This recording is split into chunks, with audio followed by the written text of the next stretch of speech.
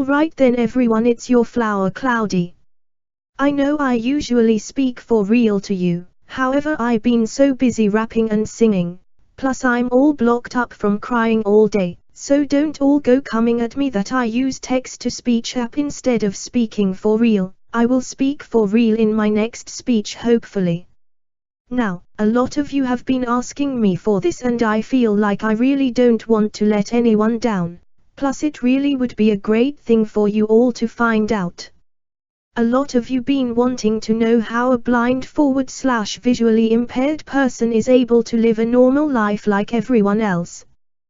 Well, first of all, let us explore the idea of reading and writing Braille. Braille code was invented by a blind Frenchman named Louis Braille. Louis lost his sight at the life stage of early childhood, when he was playing with some leather cutting tools that his father used for work. One of those tools went into his eye and he caught an infection, which caused him to lose his sight completely in his both eyes. That resulted in him having to go to a school for the blind in Paris. As you may realize, they all struggled reading and writing at that time. What they were trying to do was to read raised print, you know, the letters you can feel on a glass bottle sometimes. You can barely make out what letters there are, right? That's what they had struggled with back then. However, our Louis persevered and persevered, to the point where he became a teacher in that same school when he was only 20.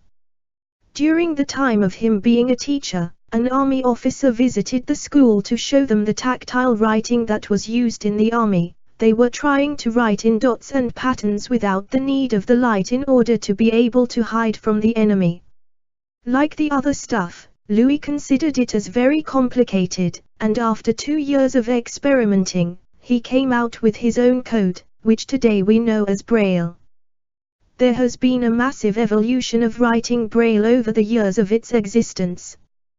The first tool, which Louis himself had made, was the Braille frame.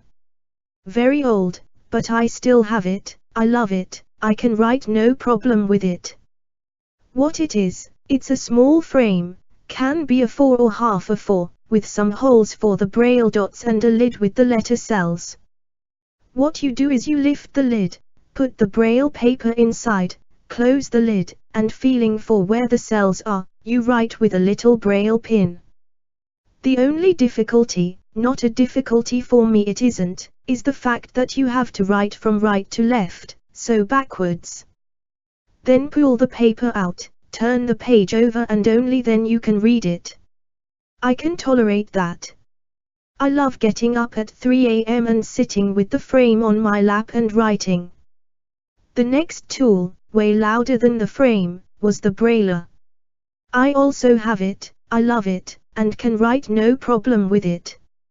It's basically a Braille writing typewriter, with the keys for Braille dots, a spacebar, a step back key and line down key.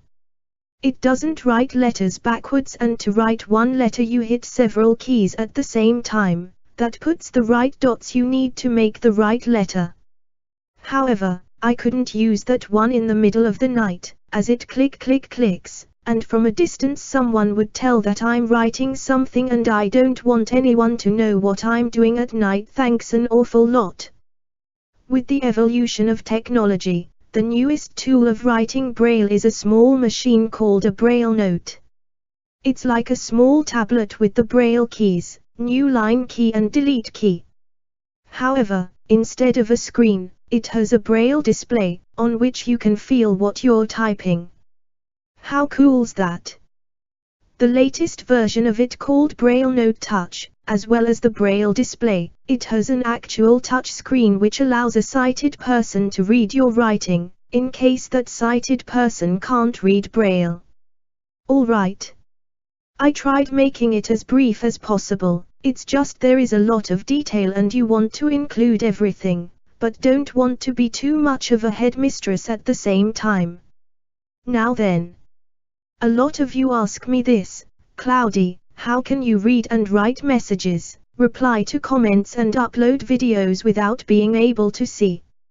I'll tell you that, it won't be as detailed as Braille, I'm telling you. In order for me to be able to type, look at the screen and read your lots loves and hates, there's a talking program called NVDA.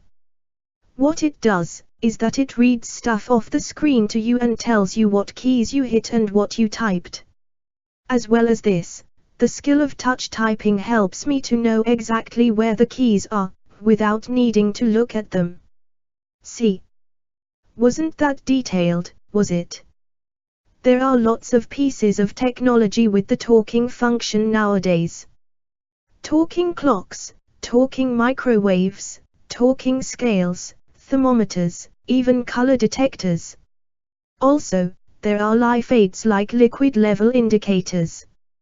What they do is they are clipped to the cup, and while you pour liquid in, as the cup is getting full and the liquid rises to the level of the device starts to beep and vibrate telling you the cup's getting full, and that's when you stop pouring. Also 1 cup kettles. They are just as big as normal ones. You stick a cup right by it, fill the kettle, turn it on, and within a minute, out of a small tap-like hole, the kettle itself fills your cup. That means, no hurting myself, no lifting full hot kettles, don't even need the liquid level indicator. The kettle boils a small amount at a time, 1 cup full at a time. All those devices I just named, the kettle, talking devices like clock, scales and thermometer, I have them all, apart from the talking microwave. So really, it isn't all as much of a trouble as you'd think it is.